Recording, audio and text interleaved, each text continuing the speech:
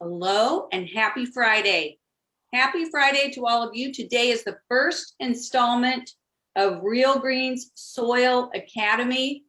And when I said to myself, Beth, I want to get the dirt on dirt. Oh, wait a minute, Beth. Do you know who the dirtiest person that came to mind? Hold I mean on. that in the Let's best not way. go any further than that. We do not call it dirt. It's not dirt? Soil is what we call it. Soil? Dirt is inside of a vacuum cleaner. Soil is a dynamic growing medium in which we grow plants. Okay, so dirt's a four-letter word. Soil is not a four-letter word. When I worked at Scott's Miracle Grow, we had a division called Growing Media. And when Martha Stewart came to visit, she said, "What's growing media?" And our CEO said, "That's the dirt division, Martha." And she didn't like our dirt, by the way. So I know, you know, everything about dirt. You were telling me about a professor that would be offended by that, and why? Oh, Lord. Yeah, Doc Rosenau at UMass Amherst, when I went to school there, this is a very long time ago now, but he had his soils class was at 9:05 every morning, not once or twice a week, 5 days a week. You had to go, you had to be there at 9:05 a.m. And he would completely lose his mind if you use the word dirt in reference to to soil. And even now, 40 years later, his words still ring in my head. It's a growing medium. It's something dirt is something that's inside your vacuum cleaner. He was dead serious about it. So anytime someone refers to soil as dirt, that's the bell that goes off in my head, and it always makes me smile. Those are really good times. Well, I had two boys, so I still call it dirt. But you know what's exciting, Bob, is I've always viewed you as such a great steward of the environment. You are the guy that leads the rest of the industry through doing all the right things, creating the best practices. So when we talked about soil testing, and several of Real Green's largest enterprise clients have been doing this for some time, not on scale. It was interesting. I called some of our clients and said, "How many soil tests do you do a year? Why do you do them?" And it was the range from, "We only do it if something's dying and we want to prove it's not us," to, "Are you kidding me? We do a soil test on every customer every year, and not because it's mandated, but because we think it's the right thing to do." What's your elevator pitch on soil testing and chemical turf care? Oh, I think it's essential, and we use the analogy of going to your doctor for your physical every year, and have them or poking and prodding around to make sure that you're healthy. And part and parcel of that is showing up at the lab and having blood work done, and all the other unpleasantness that goes on. But that you cannot, just as in we're talking about business, you can't manage what you can't measure. And it gives you a baseline from which to operate starting, when you start with a new customer. It gives you a prescription of sorts as to what needs to be added to the turfgrass system in order to, bring it into balance. And it also, the subsequent soil tests give you an idea of how well you've improved the soil through your efforts. So, this is something it's reasonably recent that we've kind of been sort of pushed, nudged in this direction. Um, many states have enacted nutrient management regulations. How much fertilizer can you apply? When can you apply it? What can't you apply? That type of thing. And I don't know of any that require soil testing. Um, but that's not to say that there aren't situations where you can't put feed down if you don't have a soil test indicating the need for it. And that's something we remove from our fertilizer anyway. So there's that sort of nexus between the two things. But then you start looking at it, from the point of view of a practitioner, like, this is really good stuff. This is really good information, and it's really good for your bottom line as well, because you can in interacting with your customer, it's giving you an avenue to talk about what is necessary. That's what they're coming to you for. They're coming to you for your expertise. And if you can have another layer of expertise in your portfolio, I can talk about soil health. Okay. and you're able to, improve your bottom line. And what I mean by that is that in selling your service, you offer to listen. We're going to come to your house. Now, I hear your lawn is terrible. I'm here to help. This is what we're going to do. We're going to, and part of that is going to be performing a soil test, and then you can include in your elevator pitch about the analogy to the doctor.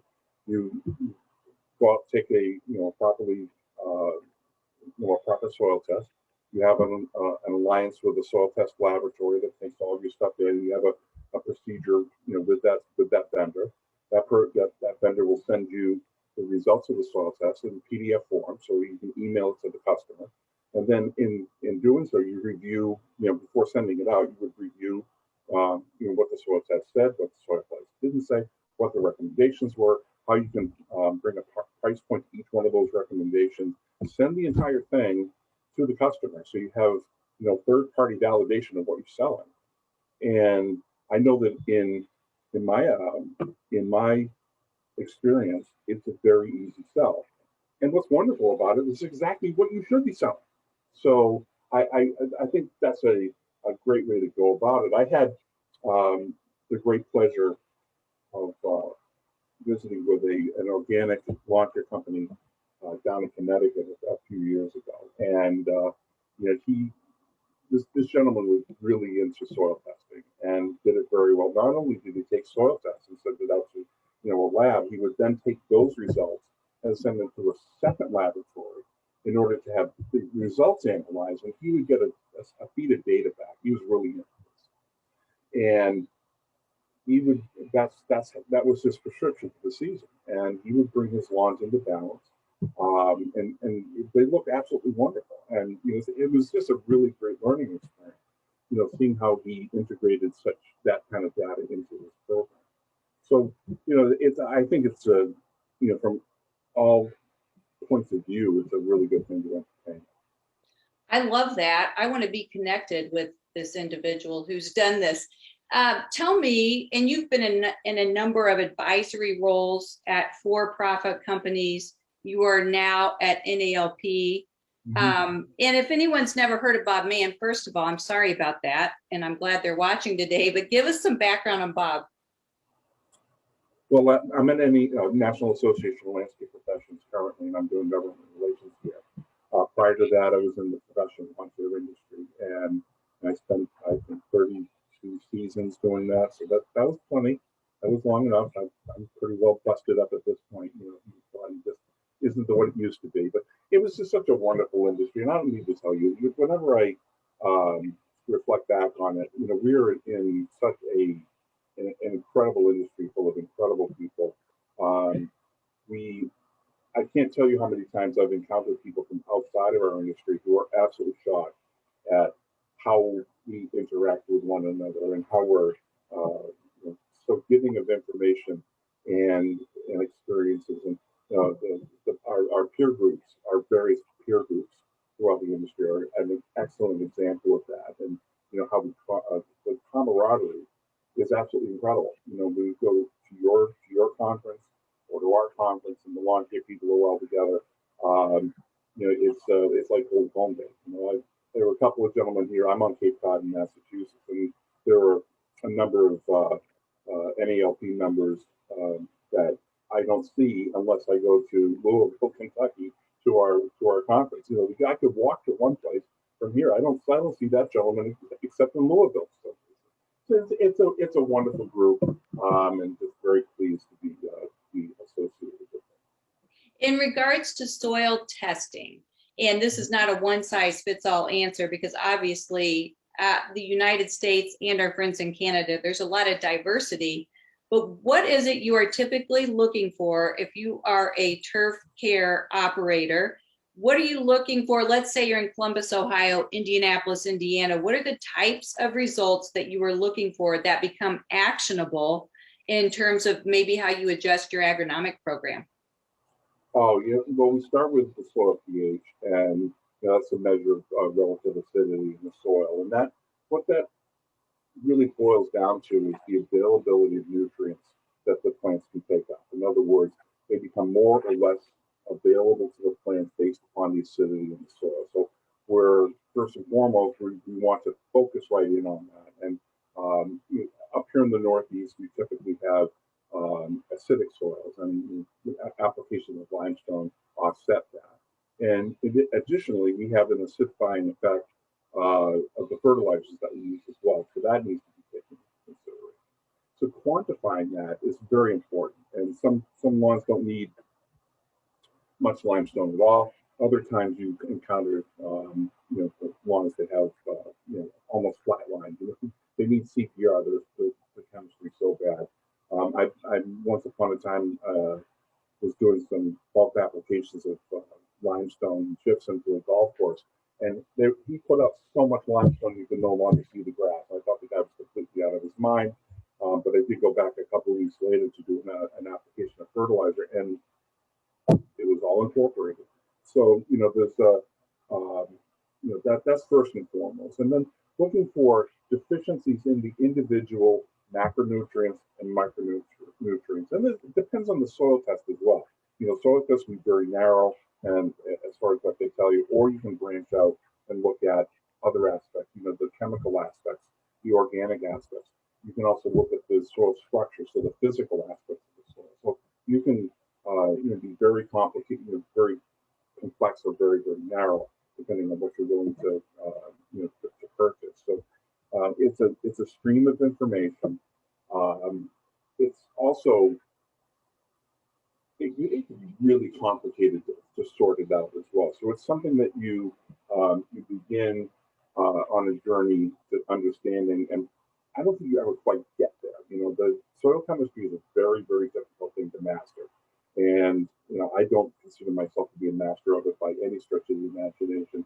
But fortunately, I have lots of people I can turn to that understand these kinds of things. And, that would be, folks in cooperative extension that are nearby, teaching institutions, your suppliers, and I can think of a number of suppliers that have, superb agronomists that work there that are more than happy to help you with guiding you in the right direction.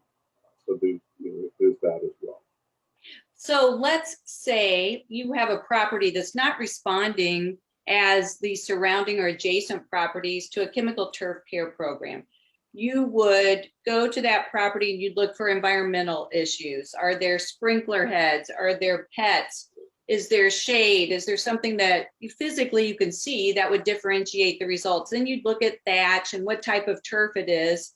Then you would do the soil test, I assume. Did I miss anything just in terms of how you would diagnose why a turf isn't responding? No. I think that's all the piece. The soil test should already have been done as part of the sales process and the ongoing sales process. We want. I personally like the 3 year cycle for soil testing. Your mileage may vary. That's my personal opinion. And then all of the hands and knees type of thing. Checking for insect infestations, checking for disease problems, checking for the drainage, assessing the best management practices that the homeowners have to take. Is he mowing too close? Is he not mowing at all? Whatever it happens to be, and some of that is really obvious. Some of it is kind of difficult to untangle, but that's part of the puzzle, and it's part of the fun of actually being in the business is trying to figure these things out. Oh, yeah. So specifically with soil results, is it very often that you would see the soil in my lawn very much from the soil in the adjacent lawns? Do the neighborhoods and the communities and those zip codes pretty much have the same soil type? Yeah, that's a broad brush that I would agree with. And there's obviously going to be differences between houses because they could be more care or less care when they were installed. Sometimes people just don't care and throw out whatever's left behind from the construction process. Other times people will go to a great deal of care to bring things out, bring soil in, and that's what's important about making sure that you have a soil probe on your truck and you're using it. That's the T-shaped stainless steel apparatus that you use to pull a core of soil from the lawn. It's basically that's our stethoscope. When it comes right down to it, see so much, uh, even just placing it on the ground and trying to push it into the ground tells you, the relative compaction of the soil. So do you have to put your back into it and push real hard, or do you nearly fall over? Because I've actually almost fallen because the soil probe went in so easily. There was a beautiful tilt to the soil. I wasn't expecting it. And I put hands down and I almost fell over. Like, wow, this is awesome. But other times you can barely get the soil probe in because uh, the, either debris or compaction or what have you. And that tells you a story right there. Once you do get the probe in and take it out, you can assess for soil moisture. Does the soil hold together when you crush it, or does it just fall away like dust? You can also get an idea of how deeply the roots are penetrating into the soil. And you can pop out the little soil core and you can hold it up and you can actually see the roots there. And so you can make a number of really solid observations that are very helpful, to trying to guide the customer in the right direction, just by simply taking core soil from the earth. What about contaminants? Are there soil tests that would identify if the pool guy accidentally spilled something or some other foreign debris made it into the soil? Do any of the standardized testing find contaminants? Something I've never encountered that as a question. I'm guessing my I would ask one of the soil test labs, at what they would recommend, and to put it in a question just as you posed it. So that I think we've got a chlorine problem from the pool here. Is there a way to figure this out? And that's uh, you know, knowing who to turn to when questions pop up that you just don't have the answer top of mind. Boy, it makes you feel a lot better. I can call so and so at this particular lab. They'll know. They'll know what to do. Right. So you mentioned your recommendation is every 3 years. I think that's the state law in Maryland. And we're starting to see more of these mandatory testing emerge. What is the reasoning behind the mandatory testing? Does it tie to healthy soils? Does it tie to lime pH? Does it tie to these state entities not wanting more nutrients than are needed? What's behind it? All the above, and I think that it's pushing you to prove that you actually need to have the need to apply these particular nutrients instead of just willy-nilly throwing things out. And in doing so, you know that you're doing the best. You're doing the best thing for the lawn. You're giving the lawn what it needs when it needs it, and it's pushing you also towards following the best management practices that research institutions have put out, so that you're following the rule book as you're supposed to. All we've ever asked for as an industry when it comes to the regulatory space is to follow what the experts tell us to do. What do the researchers say? What do they recommend? In order to do the very best job that we possibly can. And when we have the opportunity to actually do that in the regulatory space, but wow, really? You mean I can go to XYZ University and follow their recommendations, and that's what you want me to do? Fine, let's do that. So you have to find a place to sort of anchor your boat, I guess you could say. And this is a good way to do it. In Massachusetts, that's the way it is. In statute, in regulation, you have to follow best management practices that are published by UMass Amherst, and that is a significant win for our industry to be able to rely upon people who are credentialed in this subject, and we're happily follow that. It's not perfect in our estimation, but it does incorporate enough of our standard operating procedures that we were able to do a good job for our customers. I'm in Indiana, so we have Purdue University here, and they just do a phenomenal job of providing us guidance along the lines. But I like what you said about it's a way for us to differentiate ourselves as professionals, because I can recall in Maryland when this first started, some of our customers saying, they're making us do this. And nobody really likes it when they knock on the door and say, you have to do this because we're telling you to do it. But it really is an opportunity to differentiate yourself when you translate those findings and what it means to what you are applying on their lawn or what you are proposing to apply from their lawn. So if you look at it from that angle, I think it can be beneficial. Sure. Yeah. Yeah. That's all we've ever asked for. It's just to follow what what the research tells us to do. Next, before we get into the state issues of which you are the master, what about wetting agents? And this is something, I sound like I know what I'm talking about. I have no idea. That's why I got you on the phone. But a customer of ours in Connecticut last year was incorporated wetting agents into their program. They've been used very widely in sports turf, on golf courses. And it's my understanding that by adding these wetting agents to your program, you can better utilize irrigation. You don't overwater, you don't underwater.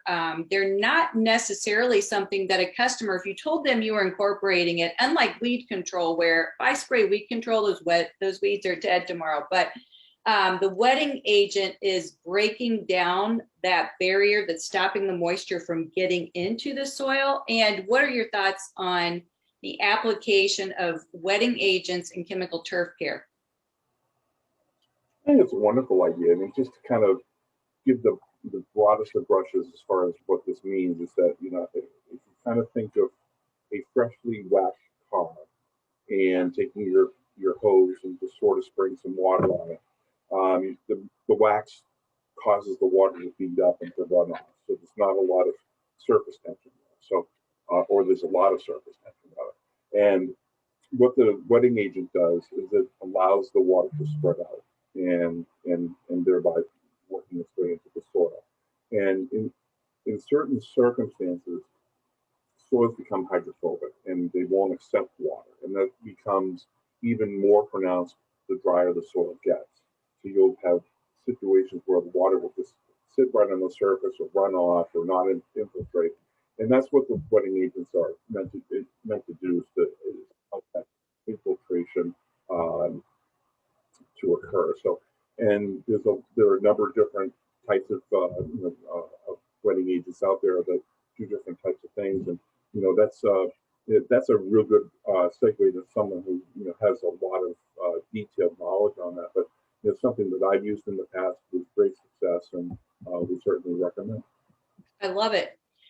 You and Andrew Bray use a phrase frequently when we're looking at government regulatory compliance issues, science-backed, and getting science-backed information in front of decision makers. And now I have stolen that phrase from all of you and started using it myself. You have started a grassroots effort across the United States because you found that when an issue arises in Indianapolis, we sit back fat and happy saying, you know what, we got lots of farmers here. We don't ever have issues until the day we have an issue. And then, Bob and Andrew can only do so much sitting in Arlington, Virginia, or in Massachusetts. You need boots on the streets, business owners, lawn care managers, and operators in every single city. So tell us what you're doing with your grassroots effort. Our advocacy contact team, or ACT, is a network of members, NALP members, that are ready, willing, and able to engage with their elected officials. Don't be scared. They put their hands on one leg at a time, just like everybody else.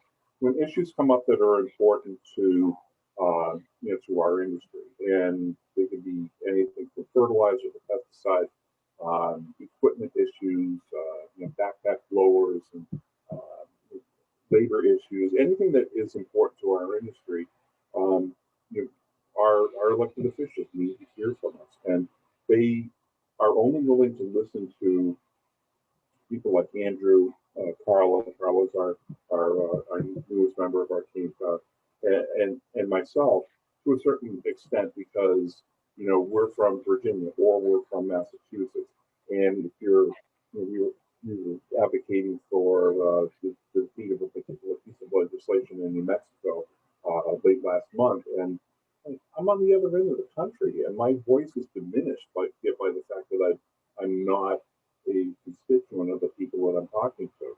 And so when you are either a constituent, direct constituent of someone that's offering up a bill, or if you live in the state or what have you, your voice is that much louder because they know that they need your vote in order to be reelected. And you know that there's that relationship that exists between elected official and constituent. So that's where we're coming from. And our goal is to have somebody, at least one person in every state that we have members, in order to have this this network of people that's willing to reach out. We just don't bring you in and cut you loose. We engage in training and in other different things that would go along with it. Everything from understanding the issues and how the political process is set up, to speaking with your elected officials and their staff members. Because quite often we're talking to staff members and anything in between that. So we're very much involved in training as well. And plus, it can be a lot of fun. Strangely enough, when we're in the heat of testifying or trying to convince legislators to our point of view, that there's this back channel set of communication that's going on between all of the people on our side. Good point, excellent job. So like, bring this up, bring that up, and it's pretty dynamic, and I find it fun. I don't know if anybody else does, but if you're able to convince somebody to your point of view, that's that's a win and a feather in our cap. These are real businesses in that state that are being impacted by some of these proposals, and they need to see your face. You need to show up. Mark Helbacher told me when he was working on an initiative in Connecticut, he said, I was scared to death. I didn't want to go there. I didn't want to be on the board. And once I went there and they look at you and go, oh, you are a real taxpayer. You're really employing these people. They have a brand new view of what professional lawn care is. It's not the guy with a mower strapped on to the back of his station wagon. That then you get excited, and you're helping your peers as well. And then we couldn't shut Mark up. It was amazing. I was there. It's like, come on, Mark, we gotta go. We gotta go. Bring it back in. No, that's great. That's very true, and that's a very common. It's a very common thing to have happen. Is that once it's a very thin veil to get through. I've seen a number of behaviors, people that have been reticent to talk, and then they get in front of the group and they go, wait a minute. And, up in Maine, I can think of a couple of gentlemen that have pierced that veil. And just recently, Patrick Valancourt was testifying at a hearing in Maine. And, Patrick's not a politician, but he was that day, and he did a fantastic job. And, Mark's another example. And I could probably think of many other people that have just done a superb job of articulating our message just based upon their own experience. You're the expert, not the politician. I can guarantee you know more than the politician does on this issue, and you come across with with sincerity and with expertise because you know what you're talking about. It's as simple as that. One of the most recent issues that you spoke about was the way in which the EPA had an assumption about how glyphosate was used in our industry and how it's actually used in our industry, and providing science-backed data. Give us an example of that one. Well, that's a fascinating dynamic, is that we're talking about people who have advanced degrees in chemistry and toxicology and all manner of different sciences, and they come to bear on the issues of each individual active ingredient as it works its way through the re-registration process. And these are wicked smart people, as we would say up here in Boston, and they're actually very approachable and very logical in their thinking and not ideological at all. We have, in the time that Andrew Gray has been here with the association, we have made incredible strides in forming alliances with these groups, to try to help them to understand how it is that we use these products. Glyphosate, for instance, their assumptions were they have to have assumptions. They have to start somewhere, right? So they assume that we'll use the maximum amount that's on the label on the maximum area possible every time we go there. And he's like, well, wait a minute. I'm using it at all in the north. Like I'm in the north. I'm using it at all. It's probably cracking crevice around around the driveway, or maybe a weed that I just can't seem to get control of, in the middle of a lawn, or whatever it happens to be. But it's certainly not a blanket application at maximum. It's like, that's crazy. That's crazy. So, this is the type of interaction that we give them. We balance out their models, their assumptions with something that aligns with something in the real world.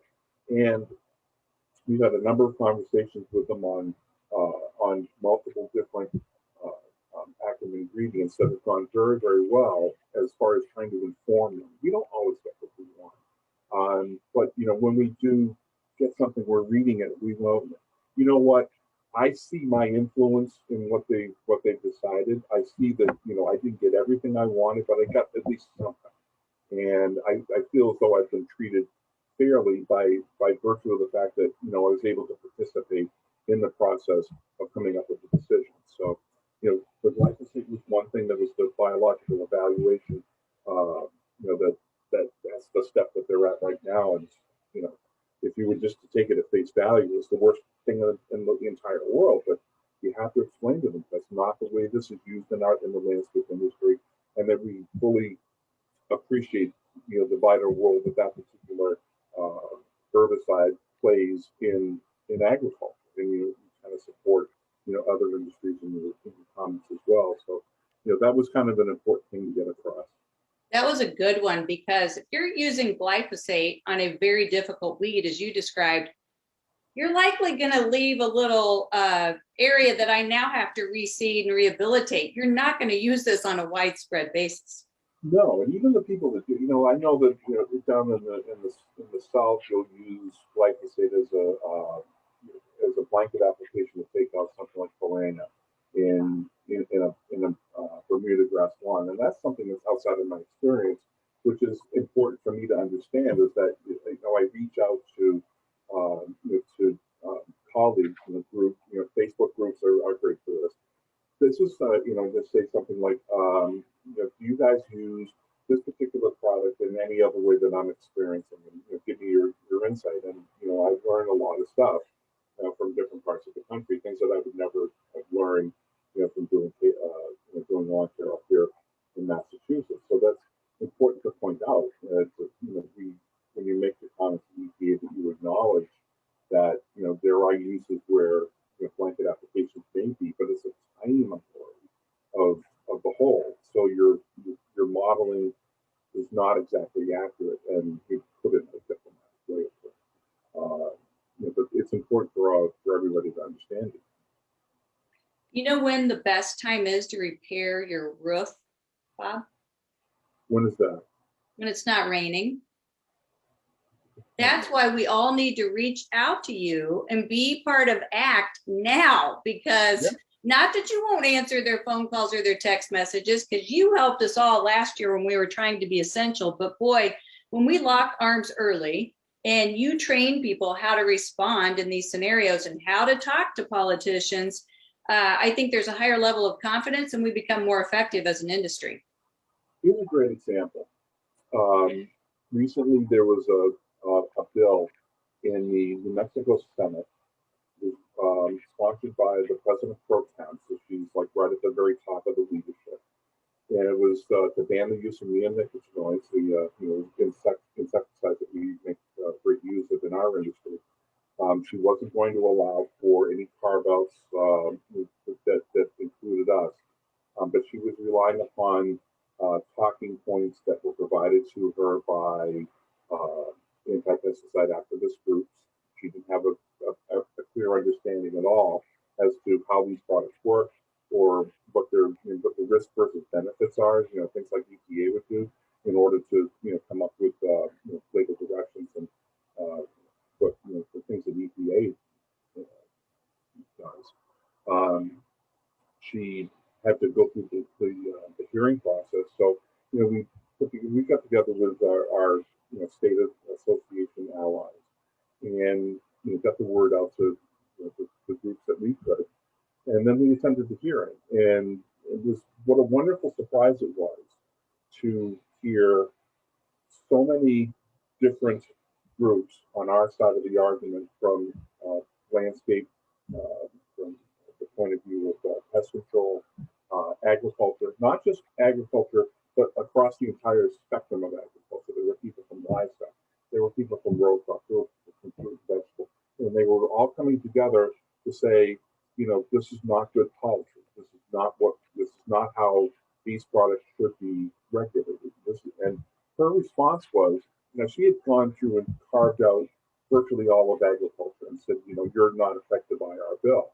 And they came to the hearing anyway and said, no, no, no, this is not good policy. Don't do this. It's not good policy. And her reply was, you don't have to worry, I've carved you out. Well, that's not the point. And so what it really boiled down to is that, she had the hearing. She wasn't pleased at all with our testimony, but it came up a week or so later in the Senate chamber for a vote, and she ran into a buzzsaw. There was one particular senator who was a farmer who understood what these products were, what the benefits were to using them, and he understood enough to be conversant in describing, and he was asking her pointed, specific questions about neonicotinoids, how they're used, why they're used, who should use them. She had no answers, and she became completely flummoxed by the fact that somebody was calling her out on her nonsense, and the bill went down to defeat. And it was like, that was mind blowing, because it was a shoo-in that this thing was going to pass. But because people stood up and said this is bad policy, it did not. And that it was, what I knew that this bill had the opportunity to come back up for another vote before the session ended. So I sent her an email and said, listen, we'd like to engage, you talked about engaging with stakeholders and that type of thing. I'd really like to engage, get some of my members together with you. And she sent me this, 5 minutes after I sent the email, this very first one line reply from her iPhone. It said, because of people like you, this bill lost. Whoa. Which is just completely out of character, unprofessional. This is the president pro tem of the New Mexico Senate. There's something about that science-backed. The sensationalism is more appealing than science-backed. My boss at Scotts, who's now the CEO of Yellowstone, Tim Portland, used to say to me, Beth, facts are a wonderful thing. Bob, facts are a wonderful thing. That's right. That's right. That's great. Most of the stuff is discoverable. But the problem is that when you go to try to understand it, it's volumes. Like, we're not talking about a small amount of information. We're talking about an enormous amount of information. And it's important to have people that you can turn to that know this information intimately and be able to explain it. And I've run into a couple of toxicologists up here in the New England area that would be, I could turn to and say, can you explain this to me? Can you explain this situation? Dr. Pam Breyer, she's with the state of Maine, the Board of Pesticide Control, and she did a webinar for UMass Extension earlier this month, or late last month. And it's something that we've heard a number of times. It's a topic we've heard a number of times. But the way she engaged the topic and made it relatable and just explained it in such a way that just made perfect sense. And I was just thinking to myself, if only the people that sit on the fence that don't understand this issue haven't made their mind up to listen to her, she would change a lot of minds. The true believers, the zealots on the other side of the argument, will never be swayed. But the people who are open-minded and wish to learn would learn a tremendous amount from a person like her. And there's so many out there that are more than willing to explain this issue in detail, if you just give them the opportunity. So I've got one more question for you, a quick one, but how do folks get in touch with you if they want to be part of the ACT team? Sure. My email address is bob@landscape professionals. It's got an S on the end, and it's all one word, landscapeprofessionals.org. Very good. One last question. There's a class of herbicides that are under review for 60 days. Andrew Bray filled us in on that in the Advocate. And we should have some sort of direction on that in about 45 days or so. What does that mean when they decide a class of herbicides or neonics are under review from the EPA? Are they gathering facts, or what does that mean? Well, the first thing you realize is that when we're talking about these things is that all of this moves at the speed of government, and that you and I will probably be long since dead, buried, and gone before all these things are finalized. But at the same time, you have to be a participant as you go through each individual step. And the EPA will let you know what's happening at any one particular point in time, as to what the status is and whether they need comments or whether they, are accepting comments. And then other times you'll just get an email out of the blue that says, I gotta have to get more information from you on this.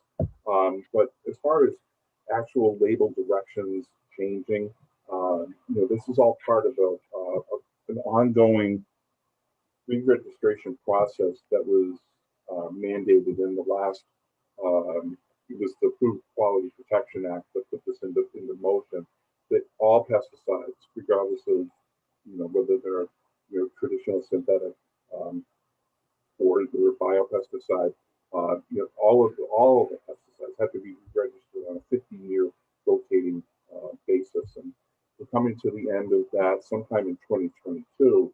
EPA is struggling to finish up this process, and whether they make it, I don't know. But they certainly are making heroic efforts to move forward and be sure that they're hitting their goal. But as these products come up, then we have to engage and make sure that our commentary is heard. In fact, as we're sitting here now, I just got an email from somebody, and we're looking at dialogue. The rescue drug control treatment. They're adding commentary on that. So this is a pretty important product for the lawn care industry, and we don't have a lot of other things we can turn to. But if EPA doesn't understand that, then they won't think twice about yanking that particular product from our uses. And then we'd have, I think we have 7 that would be the last of the rescue treatments, and we're kind of lost. We're trying very hard to make sure that tools are not removed from the toolbox, that we have an array of products that are available to our industry to use, so that when you go through the entire scope of pest management practices, and then you go through the integrated pest management protocols, and make the decision whether or not a pesticide is the right thing, to solve the problem that you have in front of you, that you have the tools that you're in order to solve the problem. So that's the struggle right there. We're going to start with soil. So Real Green now has integrated soil testing results with Waypoint Labs. When you send your samples to Waypoint, they come back via an API. It updates the pH. It creates a call log. It adds diagram and doc soil results. We can email them to the customers so that we can be more actionable. We're excited to launch the Soil Academy. I'm going to let you go save Dialox, Bob, but you got to promise we'll get together again soon. Yeah. It's the fastest hour in lawn care, you and I talking, isn't it? It is. Are there any good events where we could see each other coming up, other than maybe GIE in October? Oh, we've got our legislative day coming up in July.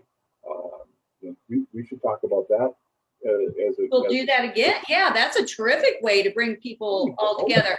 Is that going to be in person or remote? We're doing it virtual this year.